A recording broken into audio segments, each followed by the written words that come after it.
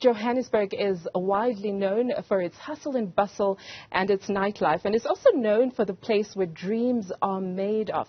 Now, this is the story of Kwa Mai Mai, the novel that invites readers to the city's culture and heritage through the lens of a migrant worker and also reimagines a new socio-economic order. The author, Dr. Sipho Sithole, joins us now for more on this conversation. Dr. Sipho, just from that intro, I get super excited about this book for personal reasons. But thank you for joining us, first of all. We're happy to have you here. Let's talk about what Maye Maye means as we start off this conversation. This was an exclamation just back before the First World War, when there was a mining compound in downtown in the city of Johannesburg at the corner of Jubilee and Wema. Which now then became Maye Maye, because the mine manager, or the mining compound manager, his name was Saul Msane, who was also one of the founders of the African National Congress. When he was a mine compound manager, every time there was an accident, deep down in the belly of the earth, and the body was coming up after a tragic mining accident, he would be heard screaming, Maye Maye. So he then became popular.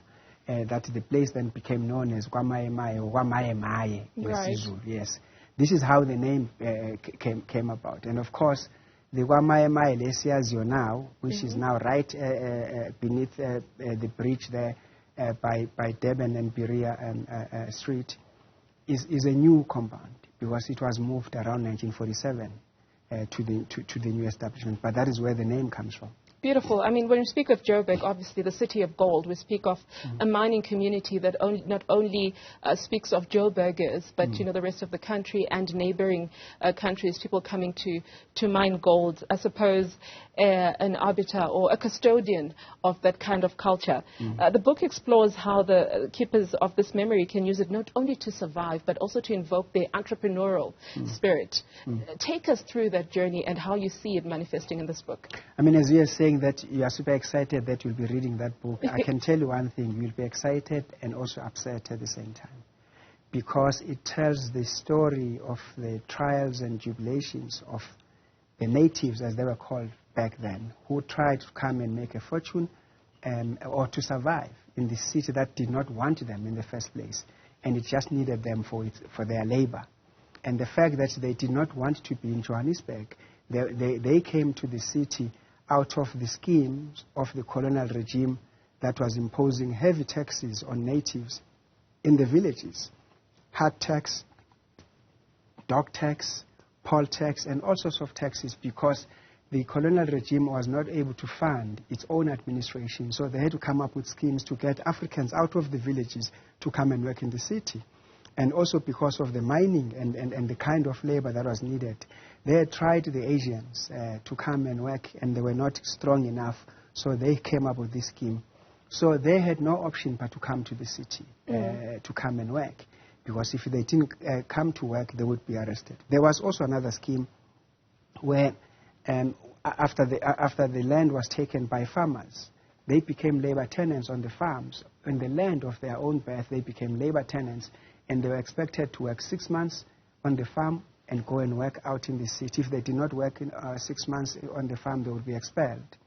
And so they were coming to the city in droves, and at the same time they would be processed through the building that just got burnt, number 80 Albert Street, which is chapter 4 of the book that I wrote extensively about, because that was the building that processed who comes and stays in the city and who comes and gets chucked out of the city if they were seen to be unwanted elements. Right.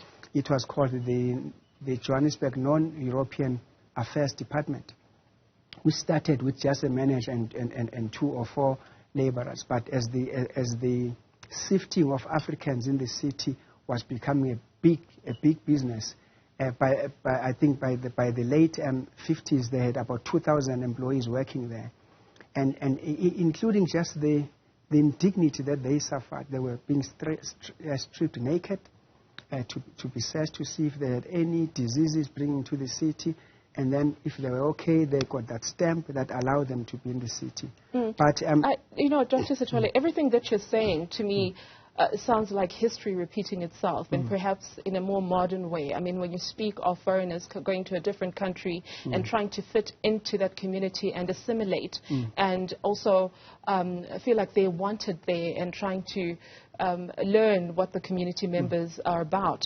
and sometimes being rejected. You also speak of healing in this book. You kind of preempted my next question when you spoke about, you know, when you go further into it, which I did. There's also a lot of pain that happens in this book, but there's also a healing that happens.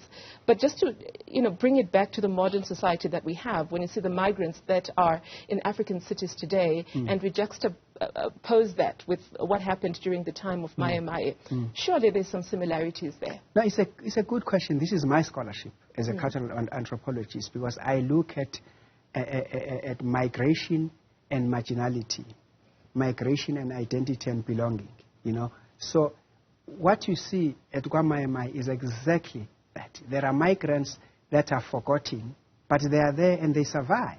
And they've created this culture and celebration, their product and services using cultural memory and just their own tradition to survive. And whether it's Nigerians or whoever, it's the same thing. We pretend as if they are not there, and yet we know they are there. If you go to Hillbrow at this time, you're going to see that the Nigerians are all out in the streets, but they've learned to survive in the shadows. It's the same with migrants that we have here who are living in hostels, just like Kwa Mai Mai. They've learned to survive in the shadows and to survive on their own. But that's what they are, and they've survived. Yeah, and they sort of bring their own cultures into whatever country that they migrate to. I mean, it's very interesting that you speak of Nigerians, because you see them in their groups. They cook their own food. They listen to their own music, even though they're in a different country. And it's interesting that you call that a survival skill, if nothing else, because I suppose it ties them back to their motherland in some way. It's the only way that you can remember.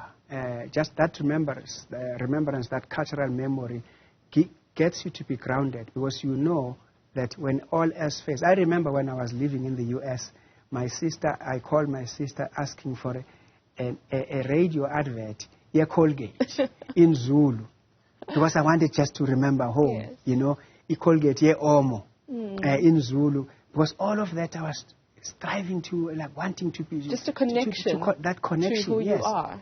And what concerns me the most is that a lot of young people who go to Kwa Mai, I was abroad now during the weekend of the Heritage Day. People were posting, but Kwa Mai Mai, and I'm saying to myself, but you are not there. You are at the bright place. Have you walked inside the hostel itself, where those old mama and abo baba are sitting there, who are weaving traditional goods, who are selling tribal wear and all of that, and buy something? Have you ever bothered to walk in there and just buy one item or two items? And people will say, where is that? I've been to Kwa Mai Mai. Like, have you been? Where? No, where we get meat. I'm like, but that's not Kwa Mai Mai. That's not the real Mai Mai. That place is at Kwa Mai Mai, but it's not Kwa Mai Mai. So is it your view then, Dr. Sithole, that this is a group of people that have been forgotten by society? When you read that book, you will see how many times I contacted the mayors. Unfortunately, every time I contacted one mayor, they passed away. The next mayor, they passed away. The next mayor, they passed away. I stopped contacting mayors of the City of Johannesburg because I thought maybe I just bring bad luck. It was every time I send them WhatsApp messages about what's happening in Kwa Mai Mai, and something happened. But there is something that needs to be done in that place. People have stopped complaining. We took them to the Human Rights Commission at some point in time because of how it is neglected. But everything is there in the book.